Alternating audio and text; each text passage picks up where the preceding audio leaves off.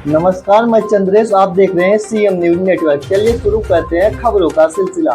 प्रभात मिश्रा हत्याकांड में महाराजगंज पुलिस का सनसनीखेज खुलासा। चाचा ने ही की थी भतीजे की हत्या, ईंट से कूच कर उतारा था मौत के घाट।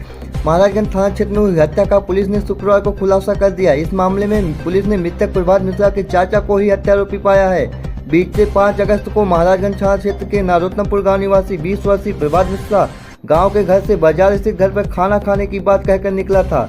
जब वह काफी देर तक घर नहीं पहुंचा तो परिवार के लोगों ने उसकी खोजबीन शुरू कर दी और पुलिस को भी सूचना दी। पुलिस ने इस मामले में गुमशुदगी की रिपोर्ट दर्ज की थी। वहीं 6 अगस्त की सुबह उसका शव घर से ही कुछ दूरी पर खंडहर में मिला था।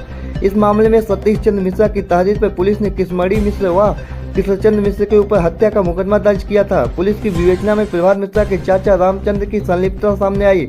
पुलिस ने आरोपी चाचा को मुखबिर की सूचना पर गिरफ्तार कर जेल भेज दिया और उसके निशानदेही पर हत्या में प्रयुक्त टी-शर्ट व खून से सनी ईंट भी बरामद की। आरोपी चाचा ने बताया कि प्रॉपर्टी की विवाद को लेकर भतीजे प्रभात की हत्या किया था। अभियुक्त ने यह भी बताया कि प्रभात के पिता शीतला प्रसाद मिश्रा ने प्रभात की माता के नाम 2.5 बिस्वा जमीन की रजिस्ट्री कर दी थी और हाल ही में एक जमीन की सुलह होने पर प्रभात मिश्रा के परिवार को 10 लाख रुपए मिले थे और अभियुक्त को कोई रुपया नहीं मिला था।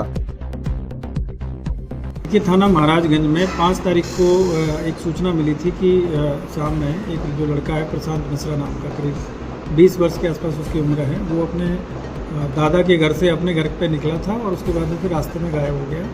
इसकी तत्काल जो थाना प्रभारी के द्वारा घटनास्थल का निरीक्षण किया गया और उसमें गुमशुदगी दर्ज की गई।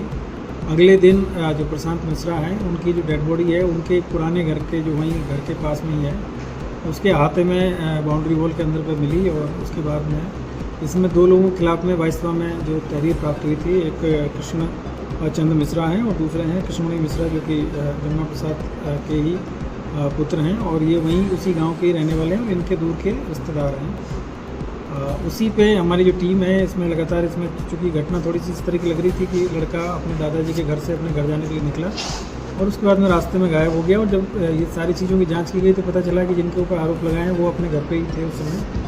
तो थोड़ा सा इसमें संदेह हो रहा था कि घटना में हो सकता है कोई और लोग भी शामिल हो। हम लोगों ने इसमें जो भी विधिक प्रक्रिया है उसको अपनाते हुए पहले इसको मुकदमा पंजीकृत किया गया, उसके बाद में इसमें टीमें गठित की गई। पोस्टमार्टम रिपोर्ट है उसमें भी जो कॉज ऑफ डेथ है वो ब्लंट ऑब्जेक्ट इसमें आया था। तो उसके बाद में जो जाँच पड़ताल की गई तो इसमें जो मृतक हैं प्रशांत मिश्रा, उनके जो चाचा है रामचंद्र मिश्रा, इनका इसमें नाम प्रकाश में आया है और जब इनसे संदेह के आधार पर जब उन्हें पूछताछ किया गया तो फिर इनके द्वारा जो जुर्म है उसका इन्होंने इकबाल किया और इन्होंने ये बताया कि जो इनके जो पिताजी हैं, मतलब जो मृतक हैं उनके जो दादा हैं, उसके द्वारा जो मृतक को काफ़ी प्यार वो करते थे, तो कुछ इनको ये लग रहा था कि उनके जो दादा के नाम पर जो प्रॉपर्टी है वो भी इनको मिलने वाली है। और पहले भी जो दादाजी ने इनके जो माँ हैं, जो मृतक की माँ है, उसको कुछ ज़मीन अपने छोटे भाई की जो ज़मीन थी जो कि पहले इनका कोई पैसे का लेन देन था तो उसमें इनकी माता के नाम पर ज़मीन करा दी थी।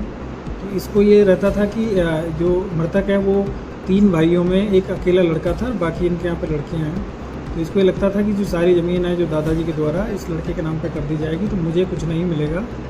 और एक इनका और एक ज़मीनी विवाद किसी थर्ड पर्सन से चल रहा था जिसमें कि मृतक के पिता के द्वारा जो केस है उसको वापस ले लिया था कोर्ट से, उससे समझौता कर लिया था और इसको ये संदेह था कि उस जो इन्होंने जो कॉम्प्रोमाइज़ किया है उसमें भी इन्होंने पैसा लिया है करीब 10 लाख रुपए, जिसमें से भी इसको हिस्सा नहीं मिला।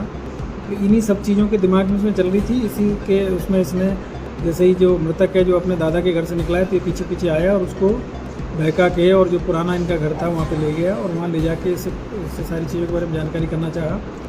जब लड़के ने बताने से मना किया तो फिर इसने उसको पीटा और पीटने के बाद में उसने भी प्रतिरोध किया। तो उसी दौरान फिर इसने वहीं से जो ईंटा जो पड़ी हुई थी उसको निकाल के और उसके ऊपर प्रहार किया और उसके चेहरे पे, उसके सिर पे कई प्रहार किए और उसी पे वो वहीं पे फिर वो बेहोश होकर गिर गया और फिर उसकी डेथ हो गई। उसके बाद में ये वहाँ से जाके अपना कपड़ा वपड़ा सब ठीक किया और उसके बाद में इसने भी एक एलिबाई क्रिएट करने का प्रयास किया कि मुझे भी कोई आदमी आया था जो पीछे से मार के भाग गया, मैं उसको पहचान नहीं पाया हूँ। तो इस पर पहले संदेह नहीं किया घर वालों ने, लेकिन बाद में हम लोगों ने पूछताछ किया गया तो इसने अपनी सारी चीज़ें एक्सेप्ट की है और इस को आज गिरफ्तार करके जेल भेजा जा रहा है और इसके खिलाफ विधिक कार्रवाई इसमें मोटो सिर्फ प्रॉपर्टी था सर, प्रॉपर्टी और एक ज्वेलर्सी जो होती है परिवार में, क्योंकि इनके 2 लड़कियां हैं और जो भाई है उनके लड़का था, तो ये एक भी ज्वेलर्सी थी।